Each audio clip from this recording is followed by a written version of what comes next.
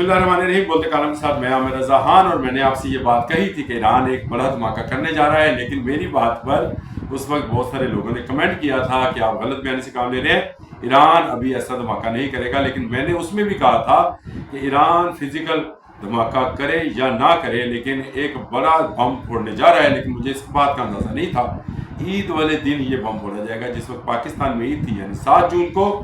اس وقت ایرانی سرکاری میڈیا نے ایک خبر نشر کی جس نے اس وقت دنیا میں تھرتھلی مچائی ہوئی ہے، خوف و خراش پھیلا دیا ہے، نہ صرف امریکہ میں، یورپ میں، بلکہ ہمارے اپنے مڈل ایسٹ میں بھی.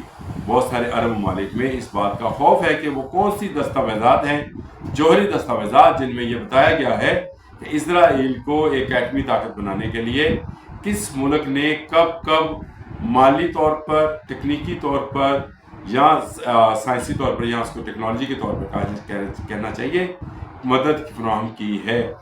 یہ وہ خبر ہے جو ایرانی میڈیا نے بڑے وثوق کے ساتھ کہہ دی. انہوں نے کہا کہ اتنا بڑا پلندہ ہے کہ اس کو سارٹ آؤٹ کرنے میں جو ہے انہیں وقت لگے گا. یاد رکھیے کہ 2018 میں نتنیاہو نے یہی اسی طرح کی ایک میڈیا کانفرنس میں کہا تھا کہ انہوں نے ایرانی جوہری جو ہے دستاویزات حاصل کر لی ہیں.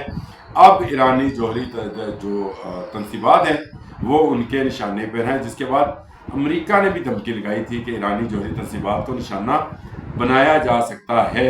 لیکن ایرانی سپریم کمانڈرز کی جو خاموشی تھی وہ اس بات کا اظہار کر رہی تھی کہ کچھ بڑا ہونے والا ہے. میں بار بار کہہ رہا تھا جب سے پاکستان نے، جو کہ ایک نیوکلیر پاور ہے، ایران سے ہاتھ ملایا ہے، پاکستان کے وزیر اعظم اور فیلڈ مارشل نے ایران کا دورہ کیا اور وہاں پہ سپریم کمانڈر جو ہے ان سے ملاقات کی آیت اللہ سے، اس وقت سے لے کر آیت اللہ خامنئی سے، اس وقت سے لے کر آج کے دن تک جب میں آپ سے دوبارہ اس وقت بات کر رہا ہوں، میں آپ سے یہی کہتا رہا ہوں کہ ایران انڈکلیئرڈ نیوکلیر پاور ہے، لیکن نیوکلیر پاور ہے کیونکہ اب اس کے پیچھے چین، ایران، ترکی، پاکستان، یہ تمام ممالک موجود ہیں، اور اس ممالک کے موجود ہونے سے ایران کو حوصلہ ہوا ہے.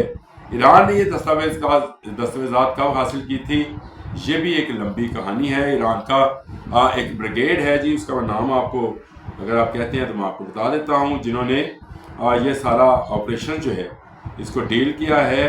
اور انہوں نے IRGC نام ہے جس کا، اس بریگیڈ کا. یہ سائبر ہیکنگ میں ماسٹرز ہیں. یہ وہ لوگ ہیں جنہوں نے 2018 کے بعد سے کام شروع کیا تھا، یعنی 2018 اور آج 2025. تو آپ اندازہ کر سکتے ہیں کہ کس قدر ڈیٹا ہوگا جو حاصل کیا گیا ہے. ورلڈ میڈیا اس وقت اس پر ڈرا ہوا، خوف زدہ ہے، بات کرنے سے ڈر رہے ہیں، کیونکہ کس ملک کا نام آئے گا جو اسرائیل کے ساتھ شامل تھا فلسطینیوں کے خون سے، یعنی مسلمانوں کے خون سے ہاتھ رنگنے میں. اور اس میں مجھے افسوس کے ساتھ یہ کہنا پڑتا ہے کچھ ایسے اسلامی ممالک کا نام بھی آئے گا جو نہیں چاہتے ہیں کہ نام آئے، لیکن ایران کے پاس اس وقت دستاویزاتی ثبوت موجود ہیں.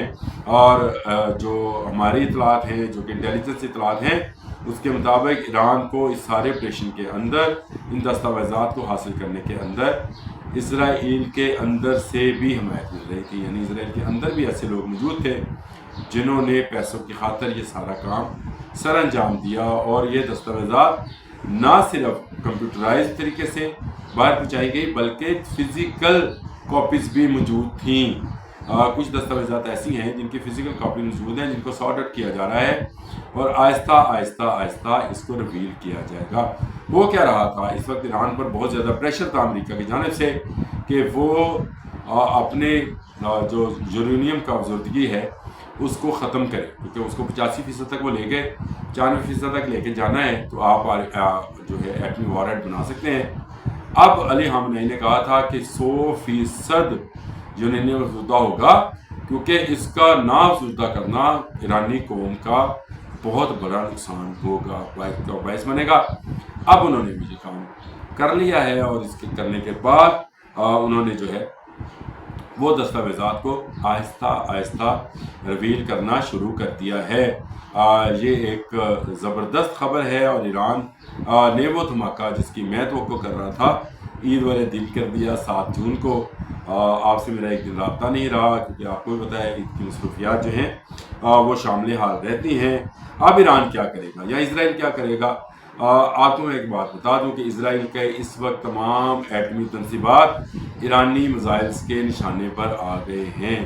ان دستاویزات کا موجود ہونا، وہ تمام نقشے موجود ہونا ہے، وہ تمام خفیہ ٹھکانے اور جگہ موجود ہونا ہے، اور ان میں کیا کیا سیکورٹی بیریئرز لگائے گئے ہیں اس کی معلومات تک بھی ایران نے رسائی حاصل کر لی ہے۔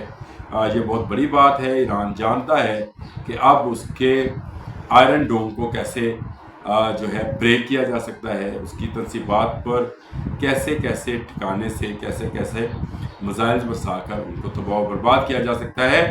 اب برابر کی بات ہوگی۔